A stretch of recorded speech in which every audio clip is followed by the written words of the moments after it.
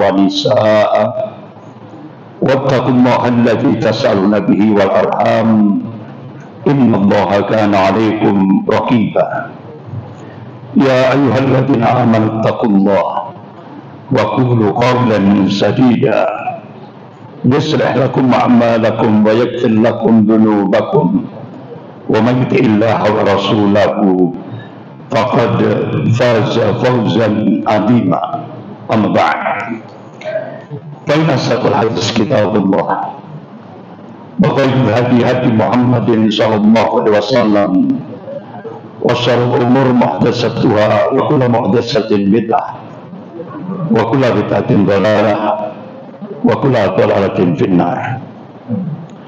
Bapak, ibu-ibu yang dimuliakan Allah, malam ini kita membahas satu kitab yang ditulis oleh ulama Ahlus Sunnah, yaitu dan sering disebut dengan Ibnu Khaldun. Kitab yang cukup fenomenal ini yang dikenal justru mukaddimahnya, bukan isinya, tapi mukaddimah. Jadi bapak-bapak, ibu-ibu bisa bayangkan mukaddimahnya saja sudah terkenal seluruh dunia, apalagi isinya. Jadi kitab mukaddimah yang ditulis oleh Ibnu Khaldun ini menjadi rujukan tidak hanya dunia Islam, tapi juga dunia Barat. Ini ada hal yang aneh. Jadi tidak hanya dunia Islam, dunia Barat. Karena apa? Analisisnya tajam sekali. Ya. Bapak Ibu yang dimuliakan Allah. Jadi kitab mukaddimah ini karya fenomenal berisi cara penyusunan sistematika filsafat dan sejarah. Dalam buku ini dijelaskan pandangan-pandangan Ibnu Khaldun mengenai hal-hal yang berkaitan dengan daulah negara dan istimaiyah masyarakat Islam. Termasuk di dalamnya dibahas juga masalah tarbiyatul Islamiyah, pendidikan Islam. Jadi beliau ini dikenal menjadi bapak sosiolog dunia Islam, Ibnu Khaldun. Jadi kitab ini diterjemahkan dalam bahasa Turki itu sejak tahun 1730 Miladiah. Ada yang sudah lahir 1730 Masehi, 1730 Masehi. Jadi kitab ini sudah diterjemahkan ke bahasa Turki, kemudian ke bahasa Prancis itu diterjemahkan tahun 1806 Masehi. Kemudian di bahasa Jerman diterjemahkan dalam bahasa Jerman itu 1812 Masehi. Kemudian terakhir diterjemahkan dalam bahasa Inggris itu tahun 1957 Masehi. Sedangkan terjemahan yang sangat lengkap itu dalam bahasa Prancis, tembaknya Macron. Jadi dilakukan tahun 1862 sampai 1865, kemudian ke bahasa Turki. Ini. Jadi bapak-bapak ibu yang dimuliakan Allah, kalau kita lihat biografi Ibnu Khaldun, jadi Ibnu Khaldun itu dilahirkan di Tunisia, Maroko, Tunisia, pada tanggal 1 Ramadan 1732 Hijriah. Lahirnya pas 1 Ramadan 732 Hijriah, bertepatan 27 Mei 1332 Masehi. Nama lengkapnya adalah Abdurrahman Abu Zaid Waliuddin Ibnu Khaldun. Jadi Abdurrahman itu nama kecilnya, dan Abu Zaid itu nama panggilan di tengah-tengah keluarga Ibnu Khaldun. Sedangkan Muinuddin itu adalah gelar yang diberikan kepadanya satu ketika beliau menjabat sebagai qadhi, hakim di Mesir. Selanjutnya beliau lebih populer dengan sebutan Ibnu Khaldun. Ya. Bahkan dalam karyanya At-Ta'rif, Ibnu Khaldun menerangkan tentang dirinya dan garis keturunannya, nasabnya itu diterangkan sama beliau sebagai Abdurrahman Ibnu Muhammad Ibnu Al-Hasan Ibnu Jabir Ibnu Muhammad Ibnu Ibrahim Ibnu Abdurrahman Ibnu Khaldun, berasal dari keluarga Arab Hadramaut, berarti Yaman. Hadramaut, Yaman. Jadi beliau adalah keturunan dari sahabat Rasulullah SAW bernama Wa'il bin Hujr dari kabilah Kindah. Jadi keturunan dari sahabat Rasulullah SAW. Jadi Ibnu Khaldun secara luas dikenal sebagai peletak batu pertama, pelopor dan sekaligus bapak ilmu sosiologi Islam dan sejarah sains. Dan beliau juga dikenal lagi sebagai, dalam kitabnya Muqaddimah itu dikenal dengan orang-orang Barat memberi nama Muqaddimah itu, yaitu prolegomena.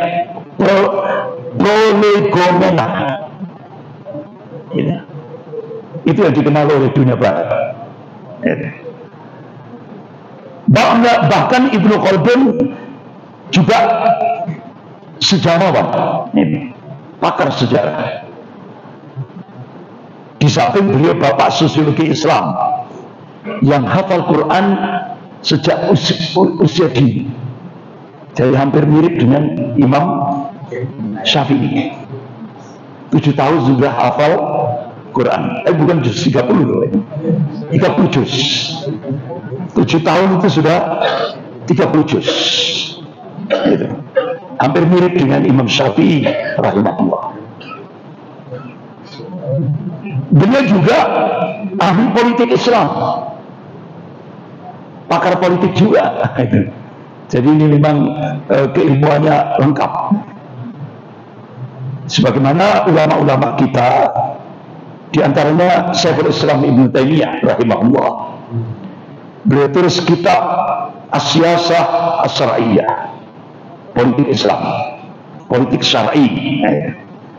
Bahkan kitab As-Siyasah As-Syar'iyyah yang ditulis oleh Syekhul Islam Ibnu Taimiyah rahimahullah disyarah oleh Syekh Muhammad Al-Utsaimin. Beliau adalah ulama Saudiyah, Imam Masjidil Haram. Ini pensyarahnya. Kemudian ada lagi kitab yang ditulis oleh Al-Imam Mawardi rahimahullah. Ini jadi rujukan dunia Islam termasuk di Indonesia. Ya. Yaitu Al-Ahkamus Sultaniyah. Bagaimana syariat Islam itu mengatur dalam rangka menyelenggarakan sebuah negara. Ya. Bahkan pakar sejarah di Indonesia, guru besar ilmu sejarah Profesor Anhar Gonggong, Universitas Indonesia, ya kan? Satu-satunya ulama Indonesia yang mensyarah kitab Al-Ahkamus Sultaniyah yang ditulis oleh Al-Imam Mawardi itu adalah Bapak Kartosuwiryo. Itu satu-satunya ulama yang mensyarah. Jadi mensyarah pakai bahasa Arab gitu Pak, bukan bahasa Indonesia. Syarah kitab Al-Ahkamus Sultaniyah yang ditulis oleh Al-Imam Mawardi rahimahullah, itu Bapak Kartosuwiryo. Makanya Pak Kartosuwiryo itu kata Profesor Anhar Gonggong, beliau seorang yang alim, seorang ulama, jebolan dari Peneleh Gang 7 sana Pak ya, Surabaya, yaitu berguru ke Haji Umar Said Cokro Aminoto. Jadi Bapak Kartosoewiryo ini satu-satunya murid Haji Umar Said Cokro Aminoto yang konsisten sampai dieksekusi mati oleh temannya sendiri. Teman sak pondokan, yang mangan bareng, turu bareng, belajar bareng. Siapa yang mau membunuh Soekarno? Teman sak pondokan. Pada saat di Peneleh Gang 7, ya kan? Jadi ternyata bapak-bapak ibu yang dimuliakan Allah, Dr. Fadlizon yang sekarang diangkat oleh Presiden Prabowo sebagai Menteri Kebudayaan itu nyimpan 81 foto perjuangan Kartosoewiryo. Akhirnya saya coba itu Pak, saya beli, alhamdulillah dapat. Saya beli di Tokopedia. Tokopedia kan pakai online ya. Nah, itu. Jadi 81 foto itu lengkap. Jadi kalau orang lihat foto-foto itu saja, ya walaupun belum kenal siapa Pak Kartosoewiryo, dia akan menyimpulkan ini pejuang Islam yang sejati. Jadi sampai Profesor Anhar Gombong, padahal dia kan bukan orang Islami ya Pak. Profesor Anhar Gombong itu orang sekuler, rambutnya gondrong kan. Itu dia katakan, dengan 81 foto ini, saya menyimpulkan Kartosoewiryo itu pejuang Islam sejati. Sampai dieksekusi mati oleh perintah Soekarno di Pulau Ubi, Jakarta. Ya, sampai kuburannya saja, ya kan, setelah dikubur langsung dibakar semuanya untuk menghilangkan supaya tidak ada tanda-tandanya. Sampai seperti itu. Ya. Bahkan sampai yang membuat kita kaget itu Bung Tomo yang 10 November bersama Burhanuddin Harahap nulis buku tentang siapa yang memerintah Kartosoewiryo gerilya ke Jawa Barat. Itu ternyata Panglima Besar Jenderal Sudirman. Bahkan sampai wartawan Tempo itu bertanya langsung kepada Panglima Besar Jenderal Sudirman, Pak Dirman, setelah Indonesia mensepakati perjanjian Renville, kembali lagi Belanda menguasai wilayah Indonesia, dan wilayah Indonesia tinggal satu saja, Yogyakarta. Yang lain sudah diambil lagi oleh Belanda pasca agresi Belanda yang kedua itu 4849. Nah, begitu Indonesia menandatangani perjanjian Renville, di situ ada syarat pasukan Siliwangi wajib artinya dievakuasi ke ibu kota negara, Yogyakarta. Berarti Jawa Barat kosong. Nah, wartawan Tempo ini tanya kepada Panglima Besar Jenderal Sudirman, Pak Dirman, kan berarti Jawa Barat kosong? Enggak. Saya sudah naruh orang di sana. Siapa? Kartosoewiryo. Bahkan sebelum Kartosuwiryo berangkat menuju ke melakukan perlawanan gerilya selama 13 tahun di Jawa Barat, itu beliau ditawari jadi Wamenhan, Wakil Menteri Pertahanan. Berarti Pak Kartosuwiryo itu orang penting. Gitu.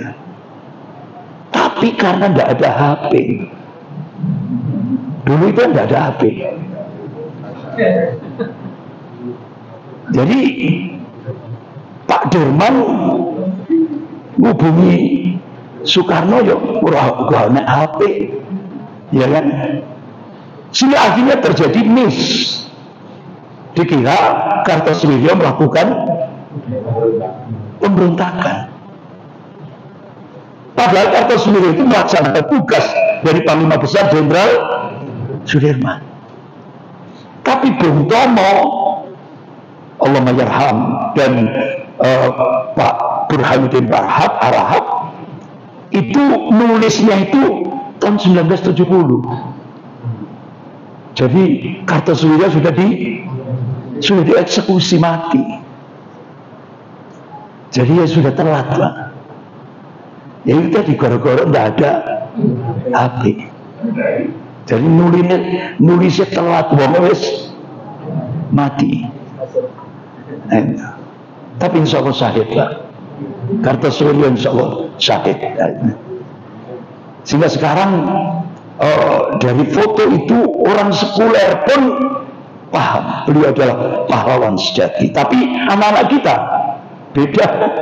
Anak-anak kita di buku sejarah sekarang Kartosuwiryo pemberontak,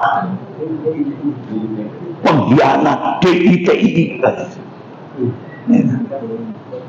Sampai-sampai Kepala Babin Pak Letnan Jenderal Z.A. Maulani ketika di Masjid Al-Hilal Purwodadi Surabaya itu beliau wanti-wanti, tolong diorama yang dibangun oleh Jenderal L.P. Murdani tolong itu dibongkar. Kenapa? Kalau kita masuk ke Cilangkap, markas besar Angkatan Darat, itu oleh Jenderal L.P. Murdani, jadi umat Islam itu yes pokok pemberontak gitu. Padahal saham terbesar Indonesia itu adalah umat Islam. Jadi karena kebencian L.P. Murdani ini, sehingga dia buat diorama umat Islam itu pemberontak. Ya kalau menurut saya, Pak, Jenderal L.P. Murdani ini berarti dia seorang kafir yang kafar. Iya, kafirnya kafir. Sampai bikin diorama bencinya terhadap umat Islam itu sampai diubun-ubun. Nah, itu. Cuma ya itu tadi pesan daripada Letnan Jenderal Z.A. Maulani sebelum beliau meninggal, itu tolong itu dirubah. Karena saham terbesar umat Islam itu adalah saham terbesar Indonesia itu adalah umat Islam.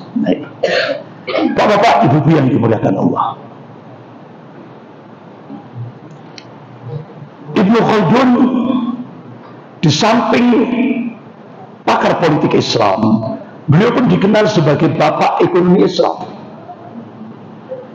Karena pemikirannya tentang teori ekonomi logik dan realistis jauh sebelum Adam Smith, jauh Pak, jauh.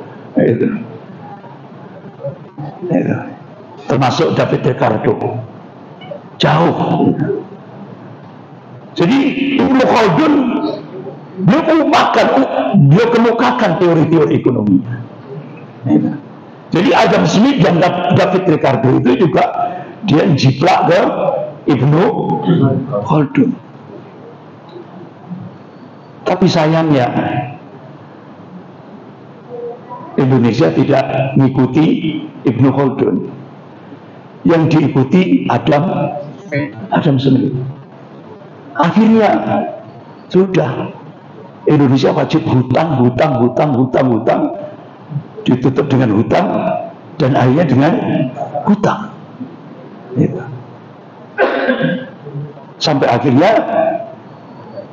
akhirnya disebut Menteri Ekonomi yang paling top, the best, ya kan? Karena hutang. Ya kan? Kenapa? Iya, ngikuti Adam Smith. Jadi pakai teori itu tadi, riba. Padahal riba itu paling dimusuhi sama Allah dan Rasulnya. Bahkan dosanya riba itu sampai digambarkan oleh Rasulullah yang paling ringan saat dia menzinai ibunya sendiri. Sampai seperti itu loh. Tapi alhamdulillah Sri Mulyani sudah wassalam. Berapa presiden ya? Mulai SBY ya. Mulai SBY. Alhamdulillah selesai sudah. Sekarang menterinya pro kerakyatan, ekonomi kerakyatan. Jadi ekonomi kerakyatan. Akhirnya kan kita tahu sendiri Bapak Ibu yang dimuliakan Allah, ternyata berapa ratus triliun yang disimpan oleh Sri Mulyani ke BI? 200 triliun. 300 triliun. Akhirnya langsung oleh menteri yang baru, ya manfaatkan untuk rakyat. Ya. Alhamdulillah. Ya itu tadi. Utang, riba, sistem riba. Ya. Bapak Ibu yang dimuliakan Allah, ini sejarah kehidupan Ibnu Khaldun. Kalau diringkas ada 4 fase. Fase yang pertama, beliau menuntut ilmu. Siapa yang transfer ilmu pertama kali? Ayahnya sendiri. Ini. Jadi gurunya itu abahnya sendiri. Ini. Kemudian beliau belajar menghafal Quran, membaca Al-Quran. Sekitar 7 tahun sudah hafal 30 juz Al-Quran. Dibimbing oleh ayahnya sendiri. Kemudian belajar bahasa lughah, filsafat, ilmu mantik, ilmu pasti, aljabar, ilmu syar'i, hadis, dan sebagainya. Ini fase pertama Ibnu Khaldun. Beliau lebih banyak mencari ilmu. Kemudian fase yang kedua, beliau bekerja di lapangan siasat, politik, sebagai katib dan perencana Khitah al-Munbarin. Kemudian anggota Dewan Ilmu Pengetahuan, diplomat atau duta negara. Bahkan beliau juga pernah menjadi Perdana Menteri. Itu Ibnu Khaldun. Jadi bekerja di lapangan siasat, politik. Kenapa? Ulama-ulama dulu itu meyakini politik itu bagian dari ajaran Islam. Ya. Tapi di Indonesia beda. Ya. Coba ulama-ulama dulu kan seperti ini, Pak. Siasah itu benar-benar sudah jadi kehidupannya. Nah, umat Islam selama dijajah oleh Belanda nggak boleh mengenal politik. Sampai akhirnya Belanda mengatakan cukup umat Islam itu agama masjid saja. Ya, habis sholat pulang, jangan sampai ngomong politik. Ya. Sehingga akhirnya sampai Pilpres 2019, akhirnya Jenderal Luhut bin Sarpanjaitan minta kepada KPU bikin aturan masjid-masjid seluruh Indonesia termasuk Masjid Al-Ihsan tidak boleh bicara politik ketika Pilpres 2019. Jadi masjid-masjid seluruh Indonesia tidak boleh berbicara tentang politik. Akhirnya apa yang terjadi? Akhirnya parlemen semua dikuasai oleh orang-orang komunis. Nah itu Pak. Umat Islam buta politik. Sampai mayoritas loh Pak di parlemen. Sampai ketua komisi 9 DPR pusat dipegang oleh tokoh Gerwani Dr. Reka Setani. Sampai bikin buku Aku Bangga Jadi Anak PKI. Bikin buku lagi Anak PKI Masuk Parlemen. Sementara umat Islam tenang-tenang saja. Mereka menguasai parlemen, mereka kuasai eksekutif. Jabatan bupati, wali kota, gubernur, menteri, kepala staf presiden. 2019 mereka berbondong-bondong. Ya. Sampai akhirnya Profesor Salim Said, kenapa nih Jenderal Luhut bin Sarpanjaitan kok klop dengan Mulyono? Akhirnya Profesor Salim Said melakukan penelitian. Ternyata pamannya Jenderal Luhut bin Sarpanjaitan itu adalah tokoh PKI. Makanya klop dengan Mulyono. Sampai akhirnya Jenderal Luhut bin Sarpanjaitan mengadakan seminar PKI di Hotel Arya Duta Jakarta, sebelah patung kami Arya Duta. 98% yang hadir itu tokoh-tokoh PKI, baik dari luar negeri maupun dalam negeri. Yang 1% untuk mengimbangi itu, Jenderal Luhut bin Sarpanjaitan mengundang Pak Taufik Ismail. Taufik Ismail, budayawan. Akhirnya Pak Taufik Ismail di acara seminar PKI di Hotel Arya Duta itu pada 99,99% yang hadir itu tokoh PKI. Yang satu orang Pak Taufik Ismail, berani beliau, langsung beliau kan budayawan, beliau baca puisi, baca puisi. Jadi dunia ini pernah merah, kata beliau. Sejak tahun 1917 sampai 1991, seluruh dunia pernah jadi merah. Siapa penciptanya? Karl Marx dan Friedrich Engels. Lahirlah ideologi komunisme, Marxisme. Karl Marx. Ya.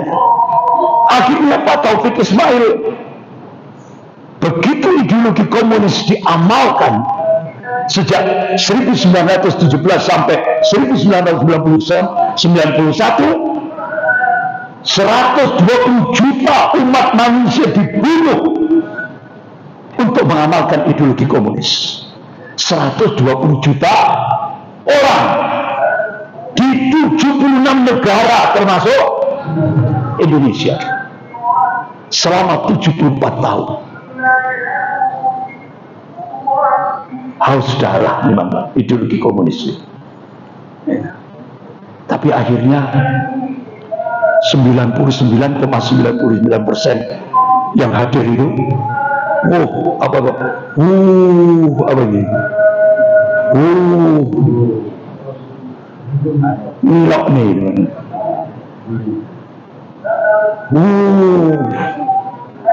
Akhirnya Pak Taufik Ismail diamankan TNI Polri, keluar dari seminar itu. Tapi alhamdulillah Pak Taufik Ismail berhasil. Ya mudah-mudahan mereka sadar, ya kan? Mereka sadar kan sudah tua-tua itu, tokoh-tokoh PKI ini, ya kan? Mudah-mudahan sadar. Awakmu itu pembunuh, ya kan? Itu.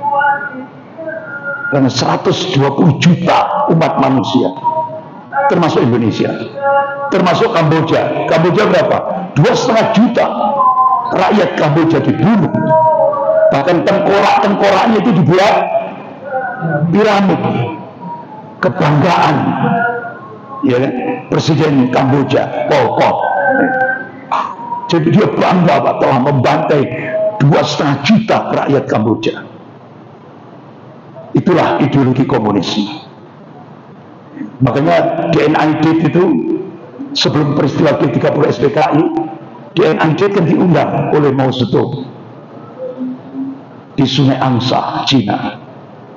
Wahai DNID, saya sudah membunuh 50 juta rakyat Cina. 200 jenderal angkatan darat sudah saya bunuh. Kamu harus mengikuti jejak saya. Akhirnya DNID membantai ribuan umat Islam, termasuk 7 jenderal. Yang selamat cuma 1 jenderal, Jenderal Abdul Haris Nasution, tapi putrinya yang kena tembakan, Ade Irma Suryani. Bapak Ibu yang dimuliakan Allah, Ibnu Khaldun fase yang ketiga, beliau banyak nulis. Fase yang ketiga, jadi ketika dewasa beliau banyak terlibat di wilayah siasah perpolitikan. Kemudian sudah masuk sudah ya mungkin umur 60-an gitu ya. Itu beliau banyak menulis. 4 tahun di Benteng Ibnu Salamah beliau menulis Al-Iqbar dan Muqaddimah kitab Ibnu Khaldun. 4 tahun di Tunisia beliau merevisi kitab Muqaddimah. 4 tahun. Ini fase ketiga. Kemudian fase keempat, berarti ini sudah masa tua. Beliau menjadi dosen di Universitas Al-Azhar dan dosen ilmu fikih Maliki di Madrasah Al-Tamhiyah. Juga menjadi hakim, walaupun seringkali mundur, diangkat lagi sampai beliau wafat menjadi qadhi hakim. Itu 4 fase kehidupan Ibnu Khaldun. Masuk Isa. Monggo silakan. Azan belum? Sudah. Memuliakan Allah. Kita sekarang masuk ke dalam kitab Muqaddimah. Jadi kitab Muqaddimah ini bisa kita jadikan sebagai bahan muhasabah, terutama dalam kehidupan berbangsa dan bernegara, karena analisisnya tajam sekali. Ini contoh, ini isi daripada kitab Muqaddimah. Beliau mengambil kesimpulan kemunduran peradaban itu sama dengan kemunduran ilmu. Ini. Dan ini sudah diterapkan oleh Presiden Jokowi selama 10 tahun. Beliau angkat komisaris perusahaan Gojek, diangkat untuk memimpin pendidikan nasional di Indonesia. Jadi perusahaan Gojek disuruh oleh Presiden Jokowi untuk mengatur pendidikan. Kita masih ingat peringatan Rasulullah SAW. Kalau sesuatu itu tidak diserahkan pada ahlinya, fantadir sa'ah, tunggu kehancuran. Gitu. Jadi ternyata benar. Begitu Pak Nadiem Makarim, tapi banyak umat Islam yang terbelalak, tertipu. Pak Jokowi ini pinter ya. Ternyata cari Menteri Pendidikan itu orang Arab. Namanya Islami, Nadiem Makarim. Tidak taunya agamanya Katolik. Baru tahu saat Paus Fransiskus datang ke Istiqlal. Dia serahkan anaknya untuk dibaptis kepada Paus Fransiskus. Jadi umat Islam se-Indonesia ini tertipu. Ternyata Menteri Pendidikannya Katolik. Ya. Sehingga akhirnya makanya tokoh-tokoh ulama bingung. Bingungnya apa? Tidak hanya tokoh ulama, sampai pimpinan pusat Muhammadiyah, sampai pimpinan Majelis Ulama Indonesia Pusat tabayun, cross check ke Menteri Pendidikan Kebudayaan, Pak Nadiem Makarim. Kenapa Bapak memunculkan roadmap pendidikan nasional 2020 sampai 2035? Kok tidak ada agama? Agama dihapus, dihilangkan. Ini yang tabayun ini PP Muhammadiyah dan Majelis Ulama Indonesia Pusat. Tidak ada penjelasan. Selang berapa saat muncul peraturan pemerintah, nomornya saya lupa, tentang standar pendidikan nasional. Tidak ada lagi mata pelajaran Pancasila dan mata pelajaran bahasa Indonesia. Tidak tahunya setelah itu Presiden Jokowi terbang ke Cina, government to government, G to G, menandatangani kesepakatan 8 poin. Poin yang ke-7, generasi Indonesia ke depan wajib berbahasa Cina. Itu. Nah ini, yang paling parah lagi, Menteri Pendidikan Pak Nadiem Makarim diperintah oleh Jokowi untuk mengangkat tokoh komunis menjadi dirjen kebudayaan. Tokoh komunis dijadikan dirjen kebudayaan. Akhirnya apa? Karena ini dirjen kebudayaannya tokoh komunis, dia bikin buku sejarah baru. Dia hilangkan Hadratus Syekh Hasyim Asy'ari, Allahummayarham, pendiri Perserikatan, pendiri Nahdlatul Ulama. Dia hilangkan Kiai Haji Ahmad Dahlan, pendiri Perserikatan Muhammadiyah, dihilangkan, diganti DMID. Astagfirullah. Ini sehingga akhirnya apalagi dengan kurikulum merdeka itu, ya kan, rusak. Jadi apa yang ditulis, apa yang disimpulkan oleh Ibnu Khaldun, kemunduran sebuah peradaban karena kemunduran ilmu. Jadi pendidikan dihancurkan 10 tahun. Bahkan sampai Bapak Ibu yang dimuliakan Allah, anak-anak kita disibukkan dengan game online. Karena dewasanya disibukkan dengan judi online. Orang tuanya disibukkan dengan pinjaman online. Itu. Jadi benar-benar pendidikan dirusak. Sampai-sampai Bapak Ibu, anak-anak SMA sekarang mau sekolah ke luar negeri ditolak. Sudah ditolak, Pak.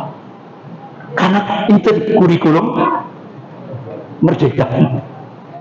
Rusak sudah pendidikan kita. Dirusak selama 10 tahun. Pintar Pak Jokowi ini, Pak. Ya. Ya. Tapi pintar merusak gitu kan.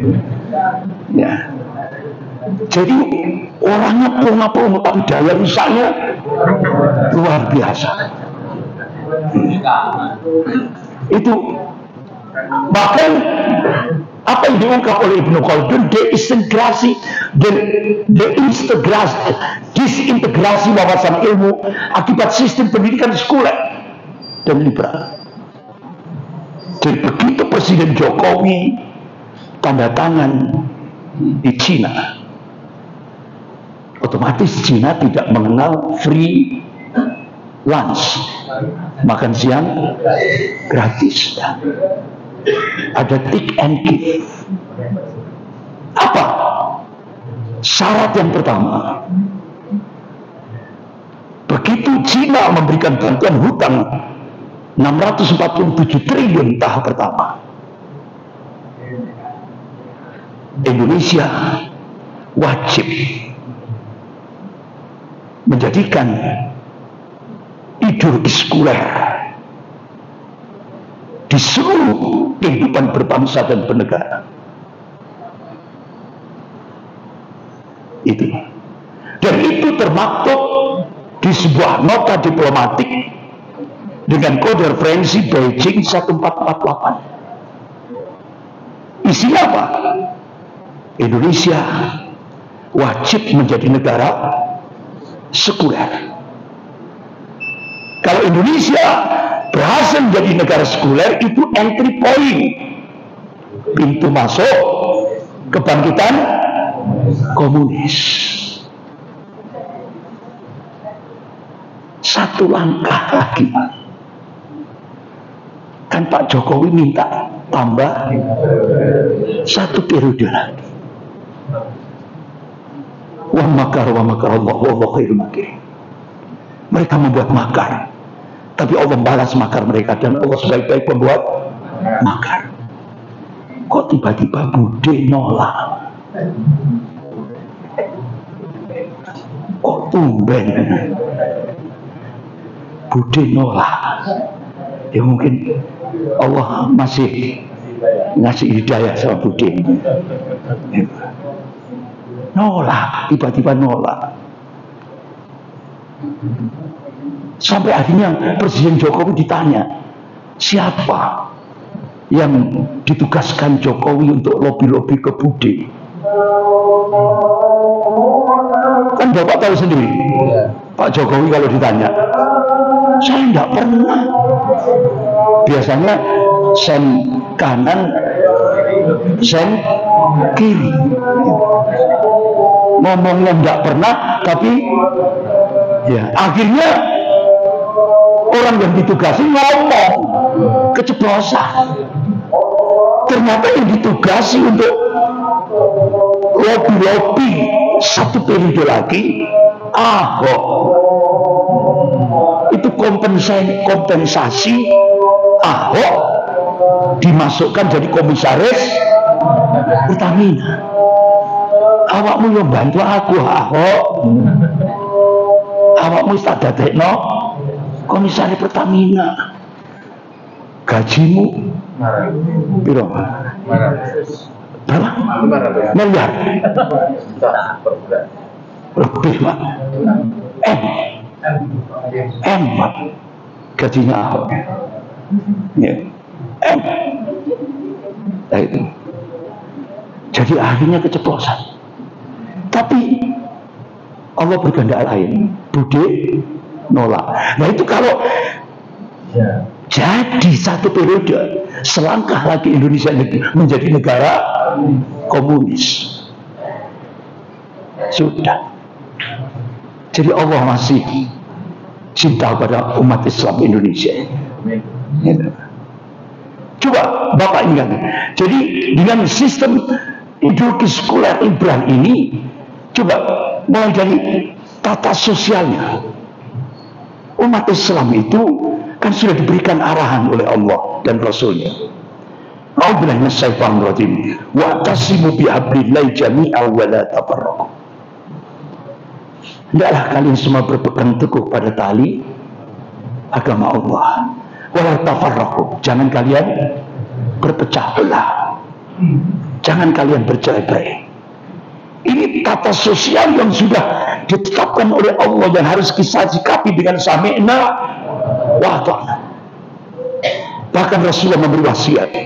Kalau Rasulullah SAW, al-jama'atu rahmatun wal furqah adabun. Ini hadis sahih rawahu Ahmad. Bersatu itu rahmat, berpecah itu adalah adab. Ini. Tapi selama 10 tahun tata sosial ini dirusak oleh Mulyono dengan pakai strategi divide et impera dengan biaya 20 triliun dari 9 negara sampai sekarang, ya kan? Muncullah lembaga PWI LS, kiai diadu domba dengan habaib, Muhammadiyah diadu domba dengan Salafi, ormas dengan ormas, tokoh dengan tokoh. Nah, kemudian budayanya sudah, tadi kan sudah saya sampaikan, budayanya hedonis, masa bodoh terhadap aturan syariat. Ya tadi, generasi mudanya game online, dewasanya judi, orang tuanya pinjaman online, bahkan sampai ya jargonnya Pak, dari pusat sampai desa, kearifan budaya lokal. Benar, budaya-budaya syirik dibangkitkan kembali. Sampai di Malang itu ada bandengan, berot, sonhorot. Nah, ini sampai di pojok-pojok di tempat saya di Malang itu festival budaya, festival budaya, festival budaya. Astagfirullah. Sampai akhirnya di balai kota itu diadakan upacara sesajen dan 1000 dupa. Itu di balai kota Malang. Jadi alhamdulillah ketika saya diberi kesempatan khutbah Jumat di Masjid Jenderal Ahmad Yani, itu kan sebelahnya balai kota, langsung yang ikut kegiatan sesajen dan 1000 dupa wajib syahadat ulang. Wajib syahadat ulang. Eman 60 tahun, umur 60 tahun hapus semua amalnya gara-gara syirik akbar. 60 tahun ibadah habis dalam satu malam. Makanya saya terus menyerukan syahadat ulang. Ini pendidikannya materialistik. Jarang sekali mengajak santri anak didik untuk al-khauf minallah, takut kepada Allah. Makanya kan ini ambivalensi tujuan orientasi pendidikan. Kata Ibnu Khaldun, orientasi pendidikan itu kan menjadikan anak pendidik atau santri itu al-khauf minallah, takut kepada. Tapi di selama 10 tahun Jokowi orientasi pendidikannya materialisme. Jadi daya rusaknya luar biasa, Mulyono. Daya rusaknya luar biasa. Kemudian umat Islam tidak menjadikan pendidikan sebagai sarana strategis untuk membangkitkan kembali peradaban Islam. Karena pendidikan sudah dihancurkan selama 10 tahun. Padahal kita ini kepingin membangun peradaban Islam di Indonesia. Karena kita dijadikan harapan, seluruh dunia Islam berharap kepada umat Islam di Indonesia. Ternyata kita diuji sama Allah. Makanya Abu Hamid Al-Ghazali, jadi ini sebutan Ibnu Taimiyah. Ibnu Taimiyah itu kalau manggil Al-Ghazali itu dengan sebutan Abu Hamid Al-Ghazali. Tapi di kampung-kampung itu beda. Nah, Ibnu Taimiyah Muhammadiyah, Al-Ghazali NU. Itu di kampung-kampung. Ya kan? Padahal Ibnu Taimiyah itu takdim, menghormati Abu Hamid Al-Ghazali. Itu. Tapi di kampung-kampung kita itu diklaim Ibnu Taimiyah Muhammadiyah, Al-Ghazali NU. Jadi di kotak-kotak. Sehingga Ibnu Taimiyah, Syekhul Islam Ibnu Taimiyah itu beliau takdim kepada Abu Hamid Al-Ghazali. Masya Allah, Pak. Beliau mengambil satu khulasah kesimpulan. Rusaknya umat karena rusaknya penguasa. Rusaknya penguasa karena rusaknya ulama. Rusaknya ulama karena hubur dunia. Itu khulasah kesimpulan Abu Hamid Al-Ghazali. Kira-kira terjadi tidak di Indonesia? Terjadi. Seperti itu, 10 tahun dirusak. Padahal umat Islam se-Indonesia itu kepingin membangun peradaban Islam, dirusak selama 10 tahun.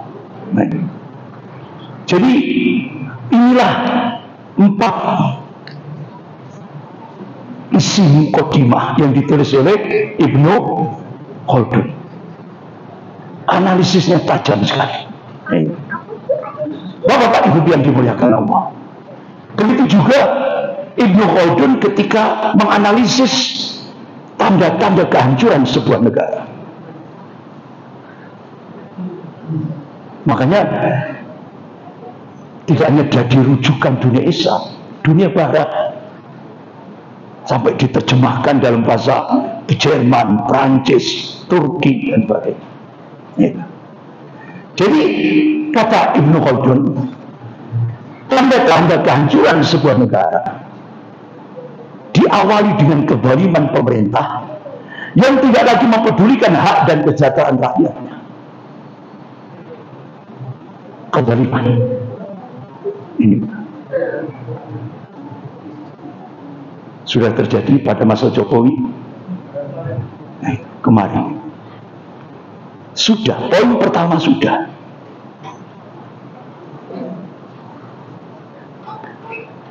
Padahal beliau berjanji, ya kan, 10 juta lapangan pekerjaan saya sudah siapkan untuk Indonesia. Nggak tahunya 10 juta itu untuk rakyat Cina. Sehingga akhirnya orang-orang Cina memberikan statement, Pak Presiden Jokowi, kami mengucapkan terima kasih yang sebesar-besarnya karena rakyat Cina yang tadinya menjadi pengangguran sekarang menjadi sudah bekerja semuanya, ya kan? Dengan gaji yang berlipat-lipat. Jadi yang gembira itu rakyat Cina, 10 juta. Sehingga akhirnya konsekuensinya Wakil Perdana Menteri Cina Liu Yangdong hari Rabu 27 Mei 2015 di auditorium fisik Universitas Indonesia. Konsekuensi yang kedua, Cina meminta 10 juta rakyat Cina daratan wajib bekerja di Indonesia. Ternyata 10 juta itu bukan rakyat biasa, mereka juga rata-rata tentara merah. Sampai-sampai orang utusan dari Mabes Angkatan Darat datang ke pondok-pondok pesantren, termasuk datang ke pondok saya di Malang. Ustaz, TNI itu yang aktif 500.000 se-Indonesia, sementara tentara merah sudah berdatangan 10 juta. Mohon Ustaz, umat Islam wajib bela negara, karena ini kebijakan Mulyono. Astagfirullah. Makanya kemarin purnawirawan, jenderal-jenderal purnawirawan Angkatan Darat, Angkatan Laut, Angkatan Udara berteriak ketika saya diundang di Jakarta 17 April kemarin 2025. Itu jenderal-jenderal Angkatan Darat, Laut, Udara teriak, tolong segera 10 juta itu evakuasi kembali ke Cina, kembalikan ke Cina. Ini sangat-sangat membahayakan bagi kedaulatan Indonesia. Itu Bapak-bapak, Ibu yang dimuliakan Allah. Kemudian sikap semenang-menang terhadap rakyat. Ya Allah, jadi PKI zaman dulu itu kalau melakukan pembunuhan itu kan dalam 1 bulan gitu, full gitu. Nah sekarang komunis gaya baru, KGB ini, bunuhnya itu dicicil supaya umat Islam nggak kerosok, dicicil. Tahun 2019 800 lebih petugas KPPS dibunuh pakai cairan arsenik. Dan itu pun Kapolri Jenderal Tito ngancam, kalau ada dokter-dokter melakukan otopsi 10 tahun penjara langsung dari negara. Kejamnya Tito ini. Saya ini ditanya oleh jenderal-jenderal ketika ketemu di Jakarta ini, Ustaz, kok dinamai Tito? Dinamai Tito. Nah ini saya jawab, berarti mungkin Pak, bapaknya Jenderal Tito Karnavian ini dia mengidolakan Bros Tito, tokoh komunis Eropa Timur, Yugoslavia. Ya. Sampai akhirnya kalangan netizen foto ini DNID karo foto ini Tito disanding kok member. Netizen itu pinter Pak, netizen kreatif netizen. Jadi seperti itu. Sehingga akhirnya dokter Ani Hasibuan terpanggil hati nuraninya. Beliau melakukan otopsi Syria rahasia. Beliau simpulkan cairan arsenik. 800 lebih petugas KPPS tanpa pertanggungjawaban negara. Setelah itu depan Bawaslu, ketika umat Islam protes, ya, ketika umat Islam protes, apa protes itu kalau di dalam bahasa hukum di Indonesia demo, gitu ya. Demo itu disahkan oleh negara, dilindungi oleh negara, dilindungi oleh undang-undang. Beda dengan Saudi. Kalau Saudi nggak boleh demo. Karena apa? Pemerintahnya Islami, pemimpinnya Islami, dan tatbiq syariah, menegakkan syariat Islam, ya kan? Dan anunya apa dalilnya kan? A'udzubillahi minasyaitonir rajim. Ya ayyuhalladzina amanu atti'ullah wa atti'ur rasul wa ulil amri minkum.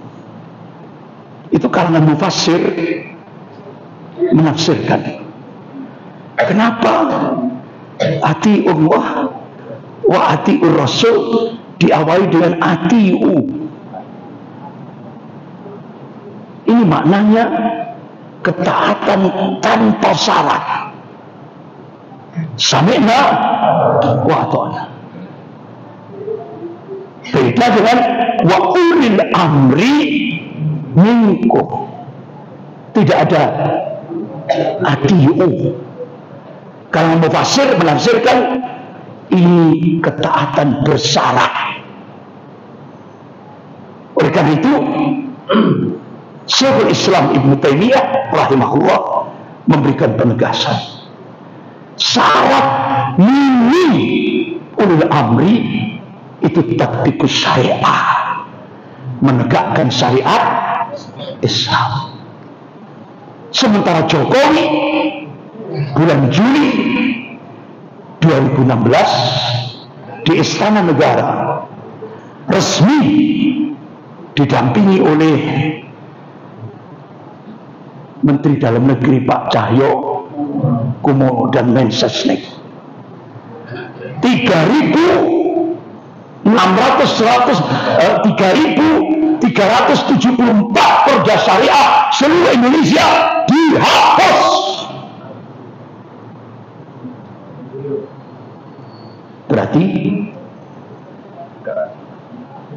Berarti bukan ulil amri. Makanya Ustaz Ja'far Umar Thalib, Allahumma yarham, Ustaz Ja'far di Masjid Mujahidin Perak Barat ngamuk ini Jokowi ini ulil amri kita, ulil amri badomu. Marah Ustaz Ja'far. Ini Ustaz Ja'far ini kan yang tokohnya Salafi di Indonesia. Marah Pak. Kalau ada ustaz dia mengatakan Jokowi adalah ulama, itu ulil dari badok.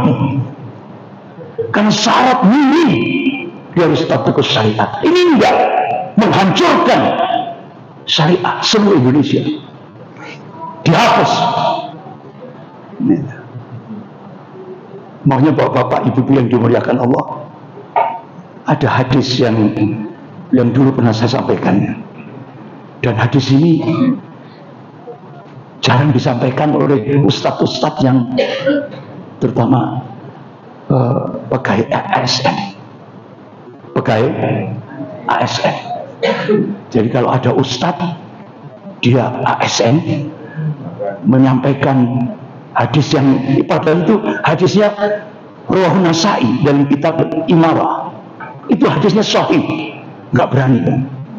Itu kalau dia jelaskan di masyarakat langsung masuk atau deh.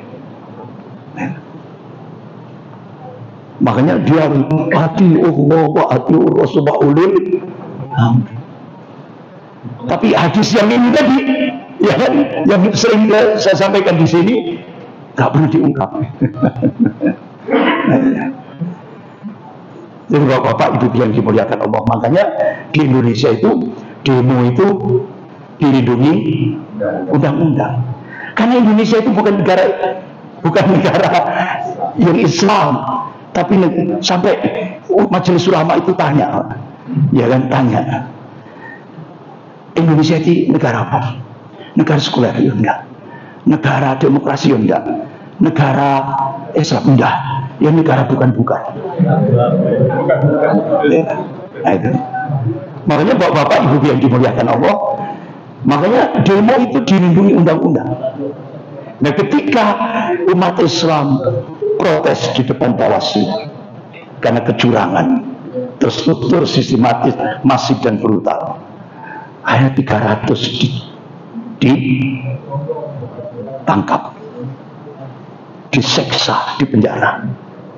Ngeri banget. 52 orang di depan Bawaslu dihilangkan. Tidak tahunya tiba-tiba ada info 52 orang itu sudah jadi mayat semuanya. Diketemukan di bunkernya rumah Jenderal Sambo. Tapi kondisinya sudah jahitan. Mulai dari sini sampai. Berarti organ tubuhnya sudah kosong, dijual. 52 orang yang hilang di depan Bawaslu. 3 anak masih 15 tahun, dia main-main di depan Bawaslu karena rumahnya dekat Bawaslu, main-main. Bapak tahu sendiri kan, Brimob itu kalau sudah tugas, Pak, mungkin minum pil dulu ya, beringas kan ya. Itu anak 3 anak SMP, sampai videonya viral. Salah satunya Harun Ar-Rasyid, itu kepalanya dihantam popor senjata, dihantam balok kayu, ditendang, disaduk, diinjak-injak, sampai akhirnya jenazah Harun Ar-Rasyid dibuang di selokan yang penuh lumpur. Seorang relawan ngangkat, begitu kepala diangkat sudah tidak ada tempurungnya, hancur. Nah, pada saat Pilpres 2024, bapak ibunya Harun Ar-Rasyid ditunjukkan oleh Pak Anies Baswedan. Akhirnya Pak Anies Baswedan benar-benar berteriak, inilah wajah hukum Indonesia. Sudah tidak ada lagi kemanusiaan yang adil dan beradab, tapi negara sudah berubah jadi biadab. Pak Anies Baswedan berteriak pada saat Pilpres 2024 bahwa orang tuanya Harun Ar-Rasyid. Pada saat debat itu,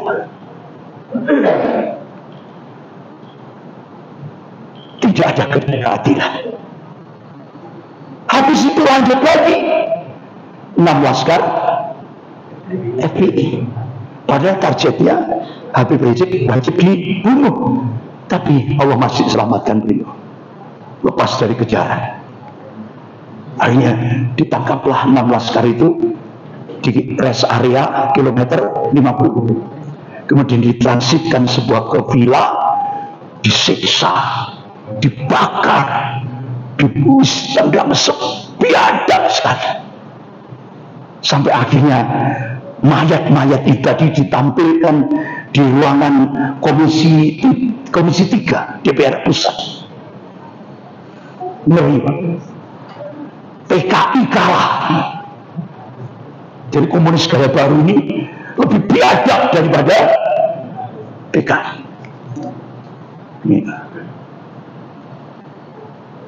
Akhirnya Presiden Jokowi memerintahkan hancurkan rest area kilometer supaya tidak ada barang bukti, di bulldozer. Selesai. Lanjut Stadion Kanjuruhan di tempat saya Malang. Sebelum main helikopter keliling,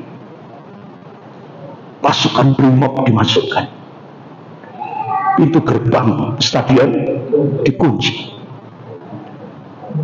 muncul kerusuhan di bawah. Tapi yang ditembak oleh Brimob tribun, sudah panik kocak-kacir. Sementara gas air matanya kadaluarsa. Ratusan yang mati, rata-rata matanya keluar darah. Apa yang terjadi? Sampai dengan persidangan tiba-tiba ada pengumuman Komandan Brimob mati. Ya, saya terbayangkan kalau Komandan Brimob dihadirkan ke persidangan, otomatis Komandan Brimob akan nyanyi, siapa yang memerintah, siapa yang menugaskan saya.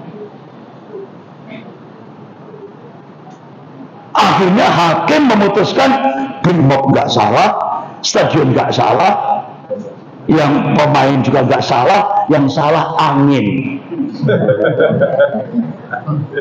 Sehingga angin ditunggu oleh Arema Nea. Kapan angin ditangkap? Kapan angin diperiksa dan disidang? Kapan angin dipenjara? Akhirnya Aremania, grup-grup Aremania sudah men amplopi bin fulus. Selesai.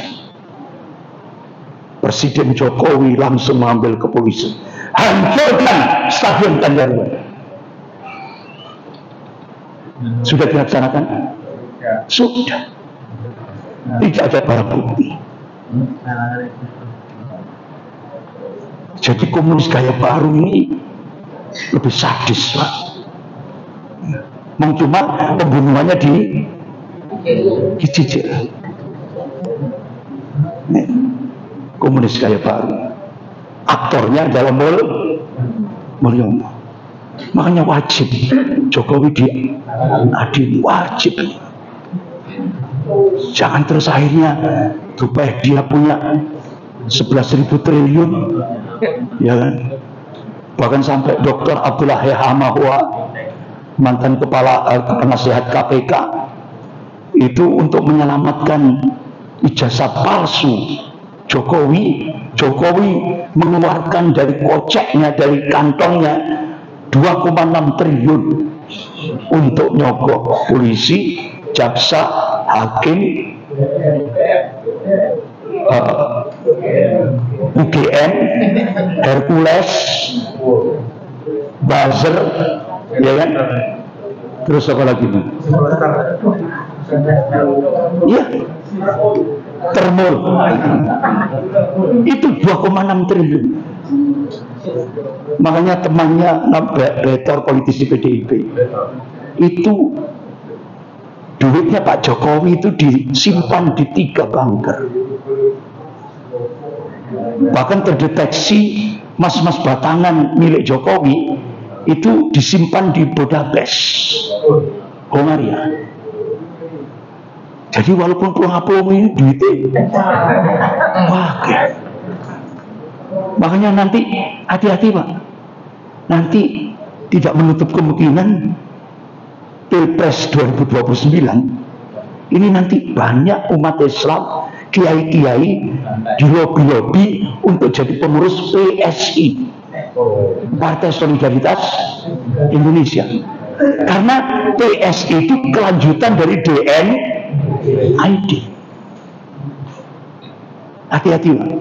Saya sudah dapat kabar ini. Ini kiai-kiai besar akan dilobi-lobi. Yaitu lobi-lobinya bukan terus akhirnya cuma cuap-cuap loh, Pak. Lobi-lobinya itu bawa alpha, fulus, minim, M. Kemarin aja ini saya kebetulan saya ditunggu ini sama Kiai Munif Pasuruan. Itu didatangi tim Gibran. Ya. Itu Kiai Munif ngomong kepada saya, Ustaz, saya didatangi tim Gibran, berapa? 35 M. Terus Kiai Munif gimana? Tak tolak. Tolak. Karena Kiai Munif pilihannya Pak Anies. Iya.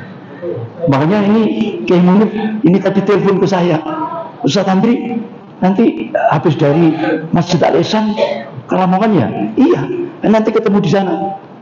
Insya Allah, karena besok Pak Anies mau mengadakan dialog kebangsaan di Lamongan. Makanya saya nggak lama-lama. Jadi habis ini cabut, selesai dulu. Jadi kita lanjut bulan depan ya.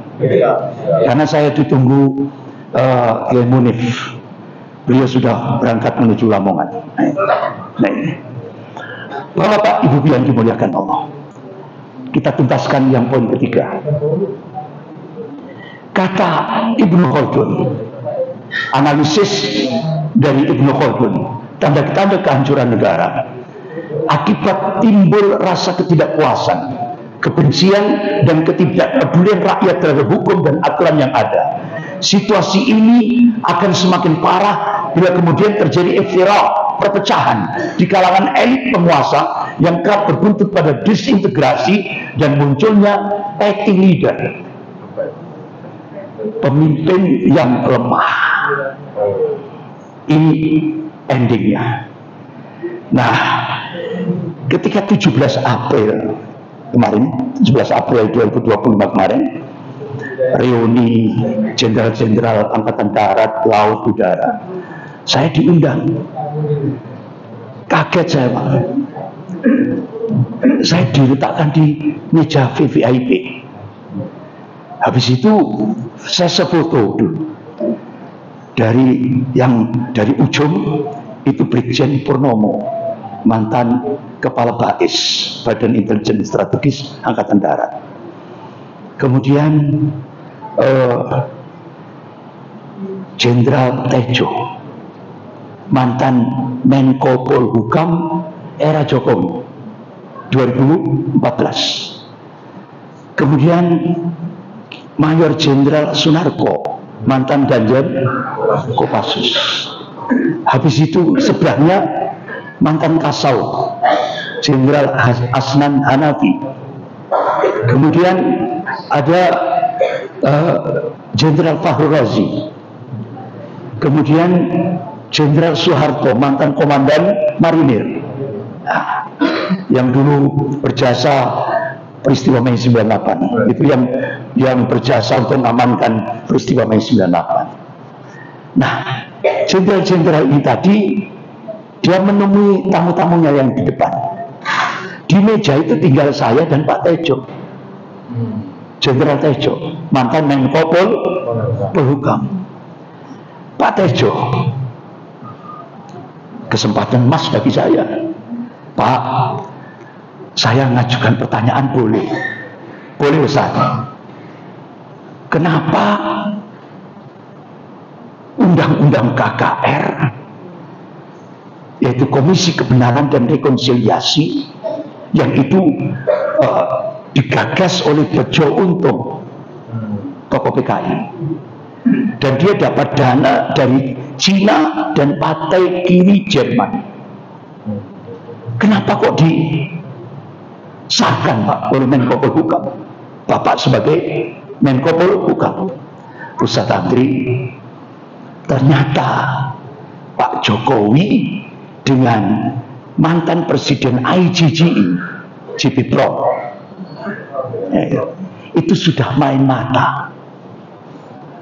JP Pro dengan Presiden Jokowi sudah main mata, sehingga JP Pro mengadakan seminar tribunal pelanggaran HAM di Den Haag, Belanda. Akhirnya diputuskan Indonesia melakukan pelanggaran HAM. Akhirnya kita ditekan, Undang-Undang KKR harus disahkan.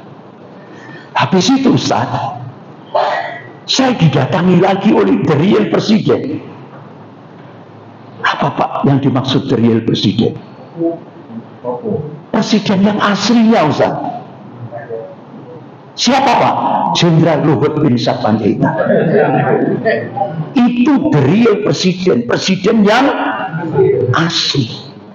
Jenderal Pak Jokowi ini proksi boneka.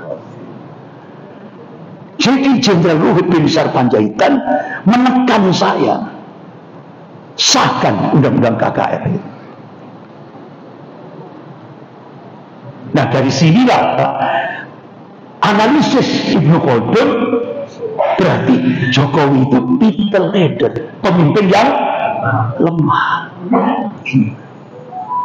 Ini analisisnya Ibnu Khaldun pas di Indonesia sudah terjadi. Ya. Makanya bapak-bapak ibu yang dimuliakan Allah, jangan kaget. Start 1999,